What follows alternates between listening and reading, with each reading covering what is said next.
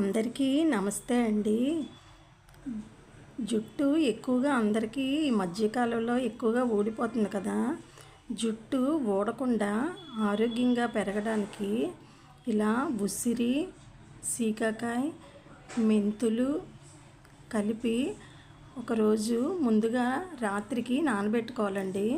ఇలా సీకాయి, ఉసిరి, మెంతులు, మళ్ళీ మందార పువ్వులు పూజకి వాడుకుంటాం కదా.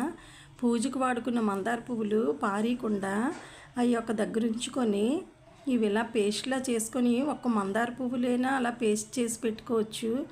లేదంటే ఈ మూడు కలిపి ఇందులో ఈ మందార పువ్వులు కూడా వేసి నానబెట్టి రాత్రికి ఏమో ఇవన్నీ నానబెట్టి ఉదయం మిక్సీ చేసుకోవాలండి.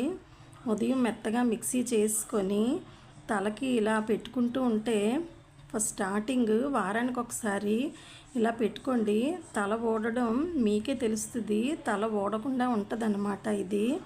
ఇది మెత్తగా మిక్సీ చేసుకొని ఇందులో ఒక నిమ్మకాయ పిండుకోవాలండి. ఒక నిమ్మకాయ పిండుకొని కొద్దిగా పెరుగు, నిమ్మకాయ వేసి కలుపుకోవాలన్నమాట. బాగా కలుపుకొని అవి కొద్దిగా లూజ్గా కాకుండా కొంచెం టైట్గా ఉంచుకోవాలన్నమాట. లూజ్గా అయితే తల మీద ఇలా రాసుకుంటే కారిపోతుంది.